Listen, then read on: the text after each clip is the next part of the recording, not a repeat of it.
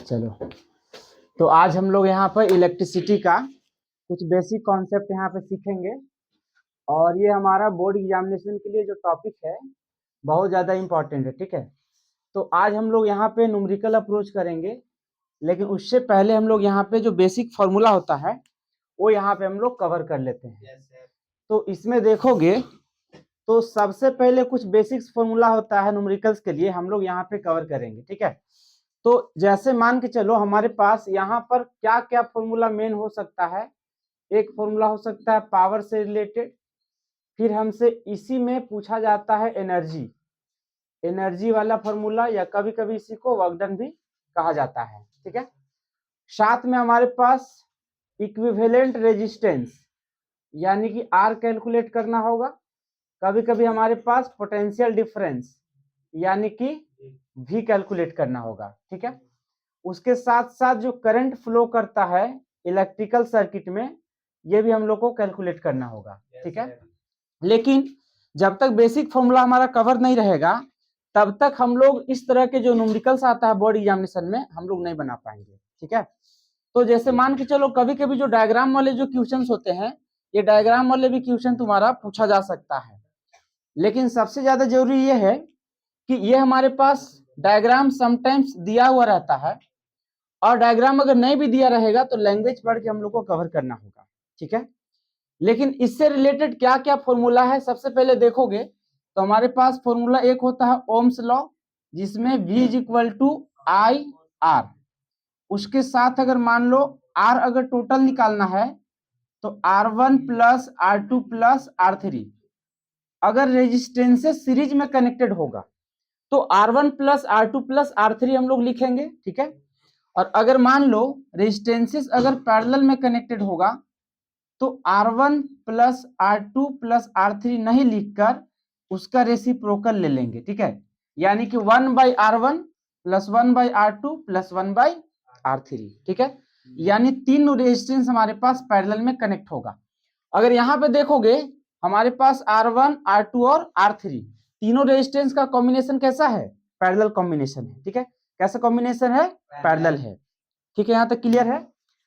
अब ये तो हमारा हो गया इक्विवेलेंट रेजिस्टेंस कैलकुलेट करने का फॉर्मूला, ये हमारा ओम्स लॉ हो गया। ओम्स लॉ में भी क्या होता है तो बोलेंगे potential difference across the resistors. ठीक है, और आई क्या होता है? Current flowing in the circuit, और आर होता है रेजिस्टेंस, यानी टोटल रेजिस्टेंस कितना होता है सर्किट में, ये हमसे पूछा जाएगा तो आर निकालेंगे। ठीक है, इसी के साथ साथ हमारे पास जो फॉर्मूला होता है, एक हमारे पास फॉर्मूला होता है पावर का, जिसको हम लोग कहते हैं P is equal to V into I. ठीक है, P is equal to V into I. और यहां से अगर तुम देखोगे तो V का वैल्यू क्या होता है? आई इंटू आर होता है। ठीक है, तो यहाँ पे हम पुट कर सकते हैं, यहाँ पर V का वैल्यू कितना पुट करेंगे? आई इंटू आर, और पहले से हमारे पास आई यहाँ पे था, तो एक और फॉर्मूला बन गया हमारा आई स्क्वायर इंटू आर। ठीक है, एक फॉर्मूला पावर का बनता है ये तुम्हारा आई स्क्वायर इंटू आर। अगर दूसरा अगर पावर का फॉर्मूला तुम देखोगे तो P इज इक्वल टू क्या होता है तुम्हारा? अब ध्यान से देखना, V स्क्वायर बाई आर। और तीसरा फॉर्मूला अगर देखोगे तो तुम्हारा इसमें आता है तुम्हारा, देखो एक फॉर्मूला यहाँ भी है, दूसरा फॉर्मूला यहाँ भी है, तीसरा फॉर्मूला यहाँ भी है। ठीक, लेकिन अगर मान लो कभी कभी टाइम के रेस्पेक्ट में बोलेगा एनर्जी निकालना, ठीक है, तो हम लोग यहाँ पे कह सकते हैं कि एनर्जी बाय टाइम या हीट बाय टाइम, या कह सकते हो तुम यहाँ पे वर्क डन। W यहाँ पे क्या है बोलो? Work done, work done by time. तो ये हमारे पास फॉर्मूला हो सकता है, और ये तीनों फॉर्मूला लगभग सेम है।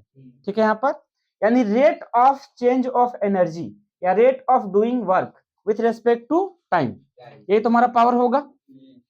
ये हमारा बेसिक फॉर्मूला है। इसके साथ साथ और भी हमारे पास पूछा जा सकता है, जैसे मान लो ये हमारे पास रेजिस्टेंस का फॉर्मूला होता है रो इंटू एल बाई ए। ठीक है, यहां पे अगर मान लो न्यूमेरिकल वैल्यू अगर पूछा जाएगा तो हमारे पास आर क्या है? तो आर बोलेंगे रेजिस्टेंस है। आर क्या बोलेंगे? रेजिस्टेंस। उसके बाद हमारे पास रो क्या है? तो रो बोलेंगे रेजिस्टिविटी। आर है रेजिस्टेंस, तो यहाँ पे लिखेंगे रेजिस्टेंस। ठीक है, रो क्या है? रेजिस्टिविटी, ये हो गया तुम्हारा रेजिस्टिविटी। VT। L क्या है तो बोलेंगे लेंथ ऑफ कंडक्टर, ठीक है, क्या बोलोगे, लेंथ ऑफ कंडक्टर, ठीक है। उसके साथ ए क्या होता है तो बोलेंगे area of cross section, area of cross section, ठीक है, एरिया ऑफ क्रॉस सेक्शन, ठीक है।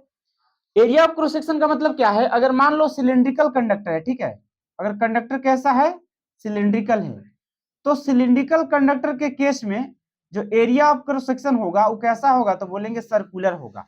एरिया ऑफ क्रॉस सेक्शन कैसा होगा, सर्कुलर होगा, ठीक है। लेकिन अगर मान लो हमारे पास जो कंडक्टर है वो कुछ क्यूबॉइड का शेप में होगा, तो क्यूबॉइड वाले शेप में क्या होगा, हम लोग को या तो स्क्वायर क्रॉस सेक्शन हो सकता है या फिर रेक्टेंगल हो सकता है, ठीक है।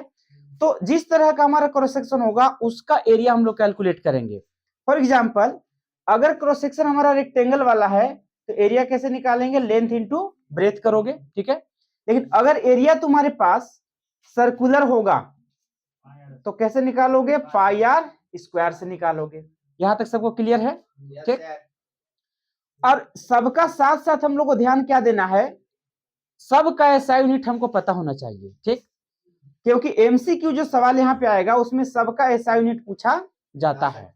क्लियर है यहाँ तक, तो सारा का सारा जो बेसिक फॉर्मूला है यहाँ पर एक एक करके क्लियर हम लोग यहाँ पे देख लेंगे, और सारा फॉर्मूला इसी के बेसिस पे होगा और इसी के बेसिस पे न्यूमेरिकल्स हम लोग सॉल्व करेंगे, ठीक है।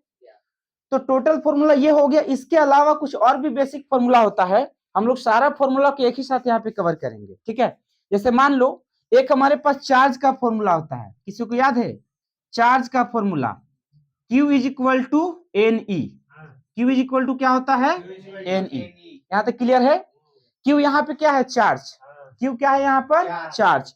N है नंबर ऑफ इलेक्ट्रॉन, ठीक है, N क्या है, नंबर ऑफ इलेक्ट्रॉन, ठीक है। Q है चार्ज, N है नंबर ऑफ इलेक्ट्रॉन, और ये क्या होता है, इलेक्ट्रॉनिक चार्ज।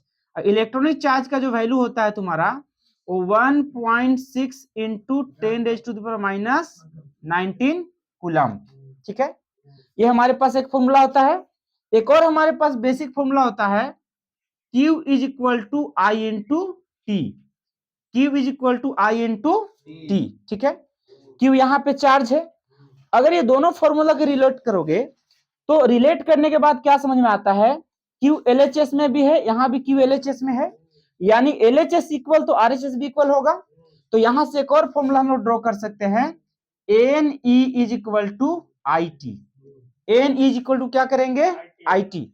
तो यहां से अगर तुम देखोगे तो N निकालने के एक और फॉर्मूला हमारे पास आएगा, IT divided by E, IT divided by E। ये भी फॉर्मूला हमारा काफी इंपॉर्टेंट है, मतलब जहां पे स्टार मार्क्स यहाँ पे किए हुए हैं ये सारे फॉर्मूला भी यहाँ पे इंपॉर्टेंट है, ठीक। यानी ये पूरा का पूरा न्यूमेरिकल चैप्टर है, तो इसमें अगर बेसिक कॉन्सेप्ट क्लियर नहीं होगा, फॉर्मूला क्लियर नहीं होगा तो न्यूमेरिकल्स नहीं बनेगा, ठीक। अब यहाँ पे देखोगे डायरेक्ट कभी कभी सवाल यहाँ पे पूछा जा सकता है, ठीक है। डायरेक्ट कभी कभी सवाल पूछा जाता है नंबर ऑफ इलेक्ट्रॉन्स, एक इलेक्ट्रॉन्स में चार्ज हम लोग को पता है। अब कभी कभी पूछा जाएगा कि अगर हमारे पास एक कूलम चार्ज है तो एक कूलम चार्ज में कितने इलेक्ट्रॉन्स होंगे, एक कूलम चार्ज में कितने इलेक्ट्रॉन्स होंगे, ठीक है। तो सारा फॉर्मूला यहाँ पे नोट कर लिए हैं। उसके बाद देखो हम लोग यहाँ पे न्यूमेरिकल से एक सॉल्व करते हैं।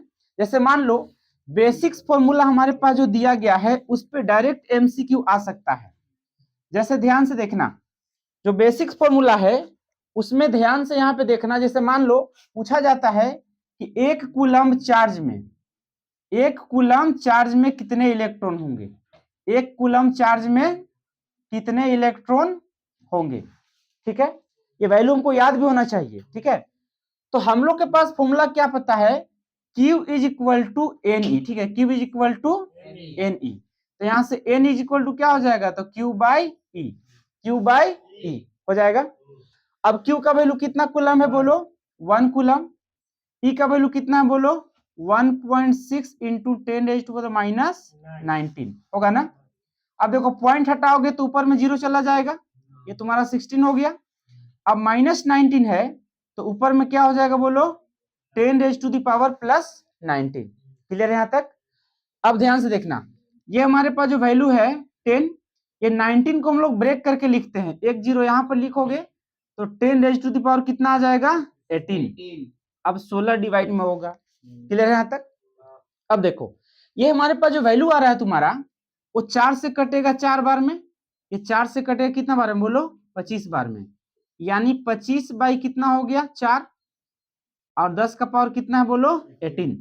अब 4 से जैसे डिवाइड करोगे तो ये वैल्यू आएगा तुम्हारा 6.25 into 10 raise to the power 18, यानी n का वैल्यू कितना आएगा बोलो, n का वैल्यू कितना आएगा 6.2।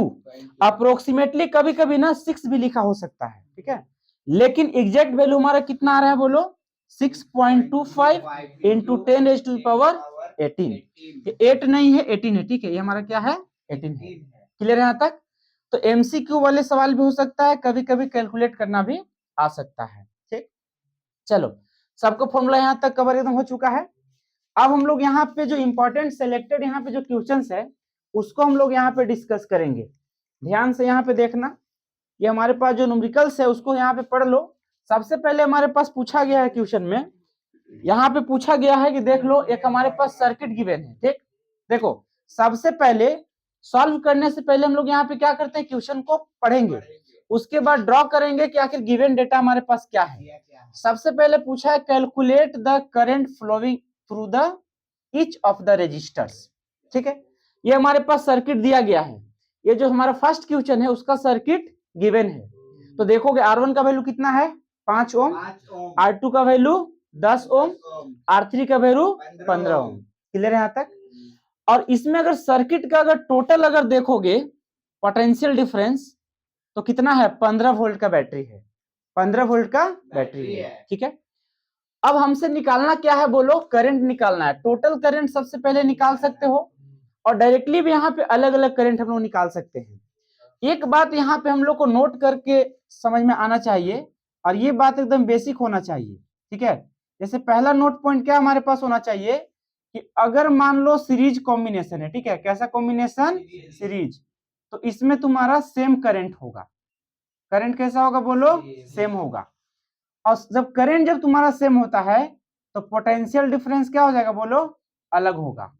पोटेंशियल डिफरेंस क्या हो जाएगा अलग अलग हो जाएगा, डिफरेंट हो जाएगा। क्लियर है यहाँ तक?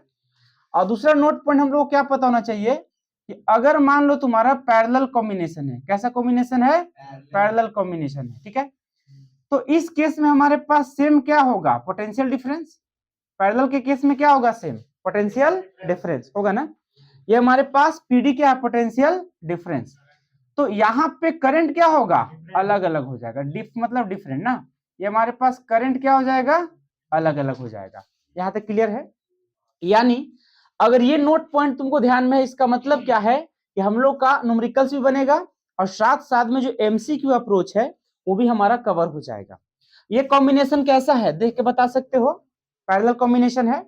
अब ध्यान से देखना, अगर ये पैरेलल कॉम्बिनेशन है तो हम लोग जितने अप्रोच हो सकता है सारा यहाँ पे यूज करेंगे।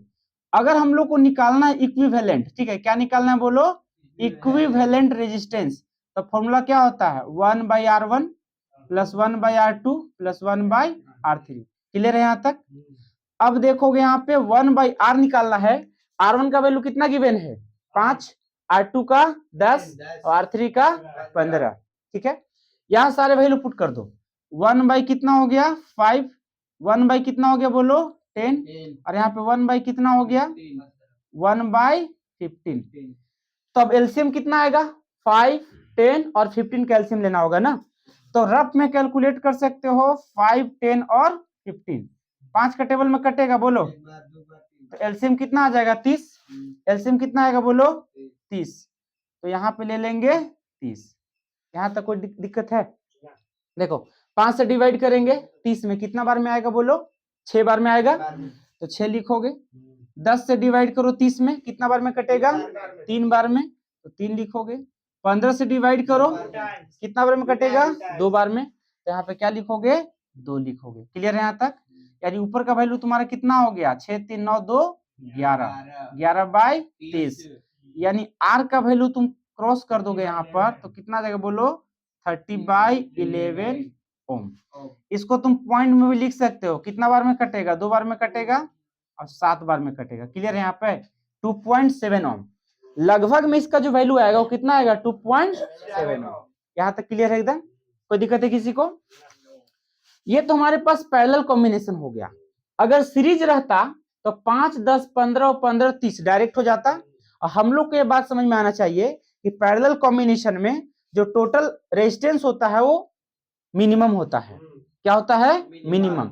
इसको भी हम लोग यहाँ पे नोट करके लिख सकते हैं, ठीक है। जैसे यहाँ पे ध्यान से देखना, जैसे यहाँ पे हम कह रहे हैं कि अगर मान लो हमारे पास पैरेलल में है तो टोटल हमारे पास क्या हो गया? मिनिमम।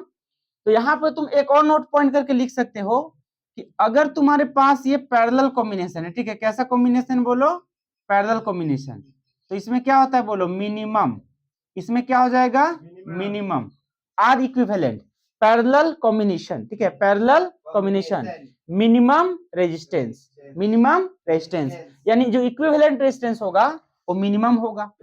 लेकिन अगर मान लो तुम्हारा सीरीज कॉम्बिनेशन है, ठीक है, कैसा कॉम्बिनेशन? Series combination. तो इस केस में क्या होगा बोलो? मैक्सिमम। सीरीज कॉम्बिनेशन में क्या हो जाएगा? मैक्सिमम। क्लियर है यहां तक? और अगर तुम्हारा मैक्सिमम रेजिस्टेंस है तो मिनिमम करंट फ्लो करेगा, और अगर मिनिमम रेजिस्टेंस है तो मैक्सिमम करंट फ्लो करेगा। ठीक है, यहां तक क्लियर है? ये हम लोग को ओम्स लॉ से क्लियर होना चाहिए। ओम्स लॉ का स्टेटमेंट क्या होता है बोलो? V directly proportional to I, है कि नहीं? लेकिन अगर इसको तुम लिखोगे V is equal to I R, लिखोगे ना यहाँ पर, यानी अगर ध्यान से देखोगे तो हमारे पास I का जो वैल्यू हमारे पास आएगा वो क्या हो जाएगा? V by R, V by R। अब देखो तो रिलेशन तुम्हारा I का रिलेशन इनवर्स है, यानी जब करंट फ्लो ज्यादा होगा तो रेजिस्टेंस वहां पे कम होगा, और करंट फ्लो कम हो रहा है मतलब रेजिस्टेंस ज्यादा होगा। क्लियर है यहाँ तक? चलो, तो हमारे पास वैल्यू आ चुका है। अब हम लोग ना अलग अलग रेजिस्टेंस यहाँ पे देख चुके हैं, अलग अलग करंट यहाँ पे हम लोग निकालेंगे। क्लियर है? तो डायरेक्ट निकालने का तरीका भी हमारे पास है। जैसे देखोगे यहां तक सबका हो गया है क्लियर, ठीक है, आगे बढ़े। चलो, जब हम लोग यहाँ पे आगे चलेंगे तो ध्यान से देखना यहाँ पर आगे हम लोग को कैसे चलना है। तो आगे यहाँ पे देखोगे ये हमारे पास जो वैल्यू तुम्हारा करंट का आएगा, तो जब करंट तुम्हारा अलग अलग होगा तो I1 क्या हो जाएगा बोलो? V बाई R1 होगा, V बाई R1, ठीक है। I2 का वैल्यू अगर तुम देखोगे तो क्या हो जाएगा? V बाई R2, और I3 का वैल्यू अगर निकालोगे तो क्या हो जाएगा? V by R3। कोई दिक्कत है यहाँ तक? यानी जब करंट सब में अलग अलग तुम्हारा जाएगा, ठीक है, तो फॉर्मूला अलग अलग लगाएंगे ना। वोल्टेज कितना है बोलो? V का वैल्यू कितना गिवन है बोलो? 15 वोल्ट। कितना वोल्ट है बोलो? 15 वोल्ट। रेजिस्टेंस कितना R1 बोलो? 5। तो 5 से कितना बार में कटेगा बोलो? 3 बार में कटेगा। ये तुम्हारा क्या हो गया? 3 एम्पियर। क्या हो गया? 3 एम्पियर। V का वैल्यू कितना है? 15। R2 का वैल्यू कितना बोलो? 10। तो तुम्हारा कितना हो जाएगा? 1.5 एम्पियर। 1.5 एम्पियर। क्लियर है यहाँ तक? नेक्स्ट हमारे पास देखो 15 है, तो क्या लिखोगे बोलो? यहाँ पे कितना है? 15, और यहाँ पे कितना बोलो? 15। कटेगा तो कितना होगा बोलो? 1। कितना आएगा? 1 एम्पियर। अब टोटल ध्यान से देखोगे, अगर करंट तुमको पता करना है सर्किट में तो क्या बोलोगे? 3 प्लस 1.5 प्लस 1। तो यहां से तुम ध्यान से देखना, I का वैल्यू हो जाएगा I1 plus I2 plus I3। I1 का वैल्यू बोलो? 3 एम्पियर। I2 का वैल्यू 1.5 एम्पियर, और I3 का वैल्यू 1 एम्पियर। जोड़ दो 5.5 एम्पियर। क्लियर है? ये हमारा टोटल करंट है, ये हमारा सर्किट का टोटल करंट है। हमसे पूछा गया था यहाँ पर ईच रेजिस्टर्स, ठीक है, हमसे क्या पूछा गया था? ईच रेजिस्टर्स, हर एक रेजिस्टर में कितना करंट फ्लो करेगा। तो पहले वाले रेजिस्टर में कितना करंट फ्लो करेगा? 3 एम्पियर। दूसरे वाले में 1.5 एम्पियर, और तीसरे वाले में 1 एम्पियर।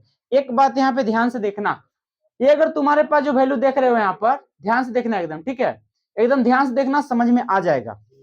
ये अगर देखोगे हम लोग को मान लो V निकालना है, क्या निकालना है? मान लो V।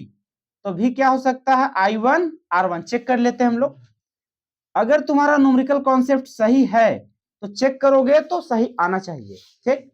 अगर हमारे पास V का वैल्यू I1 R1 करोगे तो R1 का वैल्यू कितना है बोलो? 5, और I1 का वैल्यू कितना है 3 एम्पियर है ना। तो यहाँ पे क्या करोगे, I1 का वैल्यू हो गया 3 एम्पियर, R1 का वैल्यू कितना हो गया 5 ओम, तो कितना वोल्ट हो गया 15 वोल्ट। बोलो आया 15 वोल्ट, यानी सही हम लोग बनाए हैं। उसके बाद देखो भी हमारे पास फिर से निकालो, तो क्या करोगे I2 into R2, I2 into R2 करेंगे ना। तो I2 का वैल्यू कितना बोलो यहाँ से 1.5 और R2 का वैल्यू कितना बोलो 10, तो फिर से कितना आएगा 15 वोल्ट आ रहा है। उसके बाद देखो I3 इंटू R3, I3 का वैल्यू कितना बोलो 1 एम्पियर, तो लिखोगे 1, और यहाँ पे रेजिस्टेंस कितना है R3 15, तो फिर से कितना आ गया बोलो 15 वोल्ट, यानी तीनों वैल्यू देख पा रहे हो सेम है, देख पा रहे हो। यानी ये वेरीफाई हो गया कि पोटेंशियल डिफरेंस हमेशा सेम रहेगा across each of the resistors, ठीक है। लेकिन करंट जो होगा सब में क्या होता है अलग अलग, कौन से कॉम्बिनेशन में पैरेलल कॉम्बिनेशन में। क्लियर है यहाँ तक सबका कंफर्म एकदम क्लियर हो गया है, चलो ठीक है क्लियर है। अब हम लोग ओम का नियम भी यहाँ पे वेरीफाई कर सकते हैं, देखना ध्यान से। नाउ हम लोग V का वैल्यू जब चेक करेंगे तो IR के बराबर आना चाहिए, V का वैल्यू IR के बराबर आना चाहिए ना। तो देखो यहाँ पे I का वैल्यू कितना, टोटल करंट कितना है 5.5 और टोटल रेजिस्टेंस हमारे पास कितना आया हुआ था, टोटल रेजिस्टेंस ध्यान में है, टोटल रेजिस्टेंस का वैल्यू कितना आया हुआ था 2.7, करीब करीब 2.7 था ना। तो लिखेंगे हम लोग 2.7, ये वैल्यू अगर इंटू करोगे तो अप्रोक्स में तुम्हारे पास कितना आ जाएगा बोलो, ये वैल्यू अप्रोक्स में कितना आ जाएगा, तो 15 वोल्ट के बराबर आ जाएगा। ये हमारे पास टोटल करंट है सर्किट का, ये हमारे पास टोटल वोल्टेज है, 2.7 क्या है टोटल वोल्टेज है। बात समझ में आ गया, क्लियर है। तो दोनों तरीका हमारा निकालने का हो सकता है, लेकिन जो पूछेगा वही हम लोग को बताना पड़ेगा, ठीक है। चलो अब हम लोग सेकेंड क्वेश्चन यहाँ पे हम लोग बनाएंगे। सेकेंड क्वेश्चन पढ़ोगे, सेकेंड क्वेश्चन में क्या पूछा गया है कि what are the various ways to connect the resistors of 2 ohm 3 ohm and 6 ohm, 2 ohm 3 ohm and 6 ohm, ठीक है। क्वेश्चन सबको समझ में आ गया है, मतलब कितने तरीका से तीन रेजिस्टेंस को कैलकुलेट किया जा सकता है। सबका हम लोग एक एक करके हम लोग यहाँ पे डायग्राम बनाएंगे, ठीक है। कितने डायग्राम बनेगा कोई बता पाएगा, तीन रेजिस्टर्स डिफरेंट डिफरेंट मैग्नीट्यूड का है, तो डायग्राम कितने बनेंगे बोलो, कितने डायग्राम बनेगा बोलो फास्ट, 8 डायग्राम बनेंगे। कितने डायग्राम बनेंगे बोलो 8 डायग्राम बनेंगे। अब ना ध्यान से एक देखते चलना, हमारे पास गिवन क्या, ध्यान से देखोगे हमारे पास पहला जो रेजिस्टेंस हमारे पास गिवन है वो हमारे पास कितना गिवन है बोलो 2 ओम, दूसरा रेजिस्टेंस कितना गिवन है बोलो 3 ओम, अब तीसरा रेजिस्टेंस कितना गिवन है 6 ओम गिवन है, कोई दिक्कत नहीं है। अब देखो जब तीनों रेजिस्टेंस तुम्हारा डिफरेंट होता है, अगर ये क्वेश्चन समझ में आ गया, one of the most important question है ये, ठीक है। ये तुम्हारा जो क्वेश्चन है ये बोर्ड एग्जामिनेशन के लिए एकदम इसको टिक लगा लेना है, समझे कि नहीं। मतलब ये कॉन्सेप्ट अगर तुमको समझ में आ रहा है इसका मतलब कि सारा कॉन्सेप्ट तुम्हारा क्लियर है, ठीक।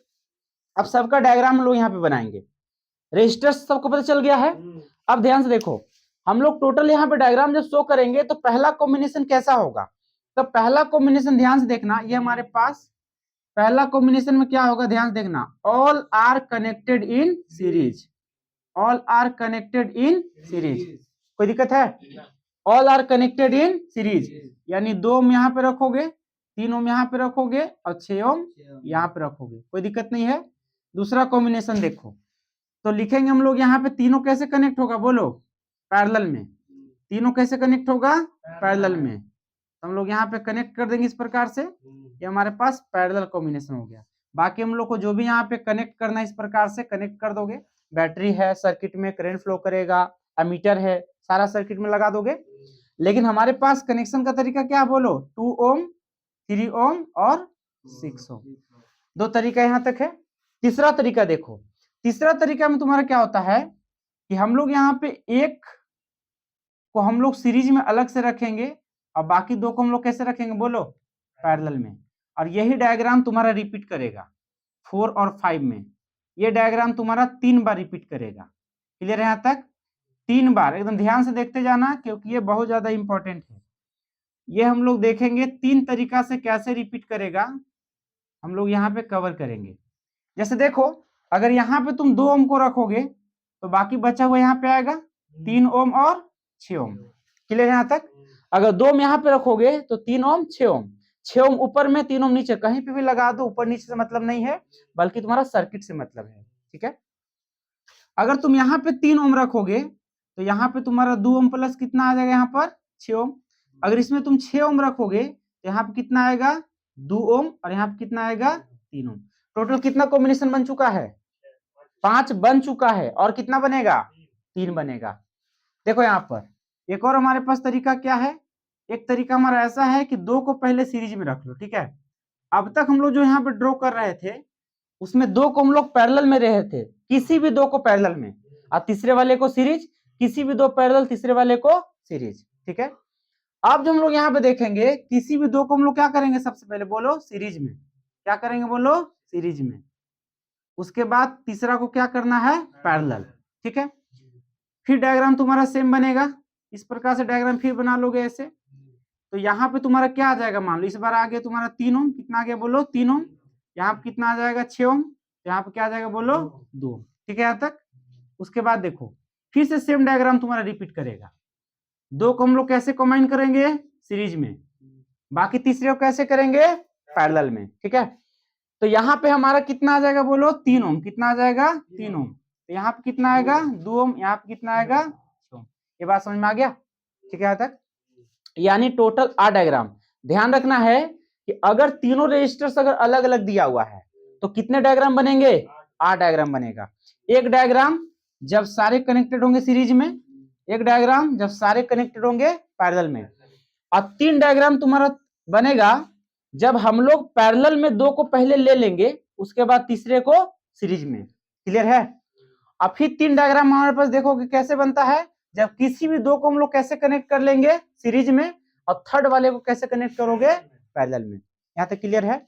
यानी टोटल 8 प्रकार का डायग्राम बनेगा। ठीक है, और कभी कभी ना आर इक्विवेलेंट निकालने बोल दिया जाता है। ठीक है, पूछ दिया जाएगा कि कैसे कनेक्ट करेंगे आप। बहुत सारे तरीके हमारे पास। अब देखो तो सबका इक्विवेलेंट निकालना बड़ा आसान हो गया। ये हमारे पास सीरीज है तो टोटल कितना आना चाहिए? 11 ओम आना चाहिए। ये हमारा पैरेलल है तो टोटल कितना आना चाहिए? 1 ओम आना चाहिए। तो ऐसे करके सबका इक्विवेलेंट रेजिस्टेंस हम लोग निकाल सकते हैं। क्लियर है यहाँ तक? चलो, तो इसमें पूछा हुआ है कि what are the various ways, कितने तरीके हैं। ठीक है, कितने तरीके हैं। ठीक, तो बोलेंगे देयर आर 8 वेज। क्या लिखोगे? There are 8 ways. तो एक लाइन यहाँ पे स्टेटमेंट तुमको लिखना पड़ेगा। ठीक है, क्या लिखोगे? There are 8 ways. ठीक है, 8 वेज टू कनेक्ट 3 रजिस्टर्स। ठीक है, 3 रजिस्टर्स। इतना लिखने के बाद सारा डायग्राम हम लोग ड्रॉ करेंगे। लेकिन इतना कॉम्प्लिकेशन में बोर्ड एग्जाम में आता नहीं है, कोई भी 1 2 3 वाला आ सकता है, और न्यूमेरिकल्स हम लोग को वहां पे सॉल्व करना पड़ेगा। यहाँ तक क्लियर है? कोई दिक्कत है? एकदम कोई डाउट होगा तो पूछ लेना। और ये टॉपिक इतना इंपॉर्टेंट है कि हम लोग को आना ही चाहिए। क्लियर है यहाँ तक? बोलो। ठीक है, चलो, तो ये हम लोग यहाँ पे हो गया, ऐसे हम लोग बना दोगे। अब थर्ड वाले क्वेश्चन यहाँ पे पढ़ो। थर्ड वाले क्वेश्चन में क्या पूछा गया है, ध्यान से पढ़ना। थर्ड वाले क्वेश्चन, क्योंकि ये वाला पैटर्न जो तुम्हारा है ना, बहुत ज्यादा हाईलाइटेड है और बहुत ज्यादा इंपॉर्टेंट है। थर्ड वाला क्वेश्चन पढ़ने के बाद क्या समझ में आता है, क्या निकालना है? बोलो, थर्ड क्वेश्चन में क्या निकालोगे? क्लियर वहां पे दिया हुआ है पोटेंशियल डिफरेंस। क्या बोला गया? बोलो, पोटेंशियल डिफरेंस। क्या निकालना है? Potential difference. देखो, 100 joule of heat is produced each second in 4 ohm resistors. ठीक है, यहां तक देखो हमारे पास कितना गिवन है? 100 जूल। एनर्जी कितना गिवन है? 100 जूल। अगर 100 जूल एनर्जी गिवन है, रेजिस्टेंस कितना गिवन है? बोलो, 4 ओम। और इसमें पूछा गया है ईच सेकेंड। कितना सेकेंड? Each second. यानी टाइम क्या दिया हुआ है? 1। टाइम कितना दिया हुआ है? 1 दिया हुआ है। क्लियर है? अब ध्यान से देखना, जो हमारे पास डेटा गिवन है उसके अकॉर्डिंग हम लोग सारा चीज निकालेंगे। सबसे पहले हम लोग ए में क्या निकाले हैं? पोटेंशियल डिफरेंस निकालेंगे। यहाँ तक क्लियर है ना? सवाल समझ में आ गया है? अब देखो, हम लोग एक फॉर्मूला जानते हैं लेकिन सबसे पहले जो गिवन हमारे पास डेटा है हम लोग यहाँ पे लिखेंगे। यहाँ पे क्या लिखोगे? गिवन लिखोगे। क्या गिवन है बोलो? यहाँ पे गिवन क्या है बोलो? 100 जूल, यानी हीट गिवन है। क्या गिवन है बोलो? हीट गिवन है। हीट गिवन तुम्हारा है कितना जूल बोलो? 100 जूल। टाइमिंग कितना गिवन है? टाइम बोलो, टाइम कितना गिवन है? 1 सेकेंड। कितना गिवन है? 1 सेकेंड। रेजिस्टेंस कितना गिवन है? तो रेजिस्टेंस बोलेंगे R इज इक्वल टू कितना ओम? 4 ओम। ये गिवन है। निकालना क्या है? Potential difference. पोटेंशियल डिफरेंस इसको कैसे रिप्रेजेंट करोगे? V से। ये निकालना है। ये तो हमारा पहला पार्ट हो गया जो निकालना है। और क्या क्या इसमें कैलकुलेट किया जा सकता है हम लोग सारा इसमें कवर करेंगे। क्लियर है? देखो, तो हमारे पास एक फॉर्मूला होता है H is equal to I square R into T. Formula क्या होता है बोलो? H is equal to I square R into T. H का वैल्यू गिवन है बोलो? H का वैल्यू कितना गिवन है? हमें निकालना क्या है? I सबसे पहले निकाल लेते हैं। क्या निकालेंगे? I निकालेंगे। ठीक है, तो देखो ध्यान से, ये हमारे पास H है, R और T यहाँ पे डिवाइड में आ जाएगा, तो क्या बचेगा बोलो? I का स्क्वायर बचेगा ना। अब स्क्वायर है तो यहाँ पे क्या हो जाएगा? Under root. तो ये क्या हो जाएगा? R into T. यहाँ पे क्या हो जाएगा बोलो? I। ये स्टेप सबको समझ में आ गया है? पक्का? अब देखो, H का वैल्यू कितना गिवन है बोलो? 100। R का वैल्यू कितना गिवन है? 4। 1 का वैल्यू कितना गिवन है? 1। यहाँ से क्या निकलेगा बोलो? I निकलेगा। 4 से कटेगा बोलो? 4 से कितना बार में कटेगा? 25 बार में। कितना बार में कटेगा? 25 बार में। तो करंट कितना आना चाहिए? करंट आना चाहिए 5 एम्पियर। करंट कितना आना चाहिए? 5 एम्पियर। लेकिन निकालना करंट नहीं है। हो सकता है कि करंट हमसे पूछ दे। यहाँ पे तो बोला हुआ है करंट निकालना। मान लो, अगर मान लो बोल देगा करंट भी निकालिए, ठीक है, अगर क्वेश्चन में बोल दिया जाएगा कि करंट भी निकालना है तो हमारा आंसर तो हो जाता 5 एम्पियर। लेकिन बोला यहाँ पे क्या है? Potential difference. क्या निकालने बोला गया है? Potential difference. तो हम लोग यहाँ पे क्या करेंगे? पोटेंशियल डिफरेंस निकालेंगे ना। तो यहाँ पे करेंगे यूजिंग ओम्स लॉ। क्या बोलोगे? Using Ohm's law. V is equal to क्या होता है? I R. V is equal to I R. तो V का वैल्यू क्या हो जाएगा? I into are. आई का वैल्यू कितना आया है बोलो? I का वैल्यू कितना आया है? 5 एम्पियर। और R का वैल्यू कितना है बोलो? 4। R का वैल्यू कितना है? 4। तो पोटेंशियल डिफरेंस कितना आएगा? 20 वोल्ट। कितना आएगा? 20 वोल्ट। क्लियर है?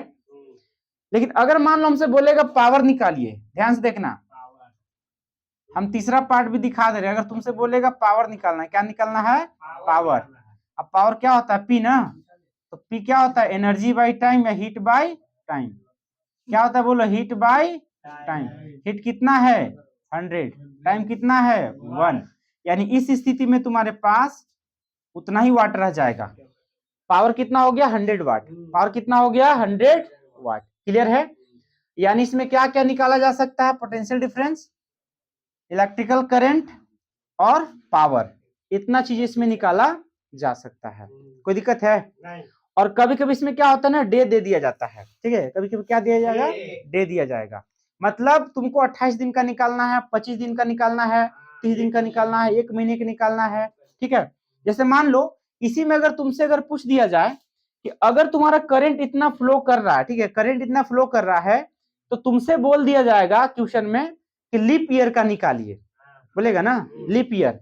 देखो यहाँ पे ध्यान से देखना, यहाँ पे एक क्वेश्चन हम अलग से ऐड कर रहे हैं, कैलकुलेट द हीट। ठीक है, कैलकुलेट द हीट या एनर्जी भी बोल सकता है, एनर्जी। ठीक है, यूज्ड, एनर्जी यूज्ड इन फरवरी 2024, इन फरवरी 2024। तो यहाँ पे क्या करोगे तुम? यहाँ पे एक बात ध्यान रखना तुम्हारा, 2024 क्या है? लीप ईयर है। 2024 क्या है? Leap year. तो लीप ईयर में फरवरी कितने मंथ का होगा बोलो? कितने मंथ का होगा बोलो? होगा ना। तो टाइम कितना आ जाएगा? 29 डेज। 29 डेज आएगा ना। ठीक है, हर सेकेंड में कितना है तुम्हारा बोलो? 100 है। हर सेकेंड में कितना है? 100 वाट है। ठीक, तो सबसे पहले तुम क्या करोगे, ध्यान से देखना, तो 29 दिन है, आवर में कन्वर्ट करेंगे तो क्या हो जाएगा, 24 हो जाएगा, ये हो गया तुम्हारा आवर में। फिर तुम्हारा 29 इंटू 24 मिनट में कन्वर्ट करोगे, 60 से इंटू करेंगे, ये तुम्हारा क्या हो गया, मिनट में। फिर लिखोगे 29 इंटू 24 इंटू 60 इंटू 60, अब क्या हो गया बोलो, सेकेंड में हो गया। क्लियर है? यानी एक सेकेंड में अगर 100 वाट है तो इतने सेकेंड में कितना वाट होगा, तो इतना टाइम से इंटू करेंगे ना, टाइम से इंटू करेंगे। फिर टाइम से इंटू करने के बाद अगर हमसे कमर्शियल यूनिट पूछेगा तो किलोवाट में लाना होगा, कमर्शियल यूनिट क्या हो जाएगा, किलोवाट हो जाएगा। क्लियर है? और किलोवाट आवर का वैल्यू देख लो, यहाँ पर काफी ज्यादा इंपॉर्टेंट है, 1 किलोवाट आवर है ना, तो 1 किलोवाट में कितना वाट होता है बोलो, 1000 वाट। कितना वाट, 1000 वाट। 1 आवर में कितना सेकेंड बोलो, 60 इंटू 60 सेकेंड, 60 इंटू 60 सेकेंड। 6 का गुना 6 में करो बोलो 36, कितना जीरो, 1 2 3 4 5, तो क्या लिखोगे 10 का पावर 5। अब चूंकि इसको स्टैंडर्ड फॉर्म में लाना है, ठीक है, कौन सा फॉर्म में लाना है, स्टैंडर्ड फॉर्म में लाना है, तो क्या करेंगे हम लोग, 10 से गुना भी करेंगे और 10 से डिवाइड भी करेंगे, ये हो गया 10 का पावर 5 और फिर हो गया 10, ये वैल्यू कितना आएगा 3.6 और 10 का पावर कितना 6 जूल आएगा ना यहाँ तक। यानी अगर पूछा जाएगा कि 1 किलोवाट आवर का वैल्यू कितना होता है तो क्या बोलोगे 3.6 इंटू 10⁻⁶ जूल होगा। क्लियर यहाँ तक, कोई दिक्कत है? एमसीक्यू में भी डायरेक्ट सवाल पूछ सकता है, ये जो तुम्हारा सवाल है ये डायरेक्ट तुम्हारा एमसीक्यू में भी पूछा जा सकता है कि 1 किलोवाट आवर का जूल में कितना होगा, तो कन्वर्ट करेंगे। और साथ ही साथ हम लोग यहाँ पे कमर्शियल यूनिट पूछेगा तो इसी को हम लोग बता देंगे। यहाँ तक सबको बात समझ में आ गया है? अगर समझ में आ गया है तो सारा हम लोग इसको क्या करेंगे, नोट डाउन करेंगे। अब प्रॉपर तरीका से इसको हम लोग को क्या करना है बोलो, रिवाइज करना है, क्योंकि बोर्ड एग्जाम में डायरेक्टली पूछा जाएगा। क्लियर है? ठीक है, तो आज हम लोग यहीं पे इसको फिनिश करते हैं, ठीक है, बाकी हम लोग कल कंटिन्यू करेंगे। Bye bye.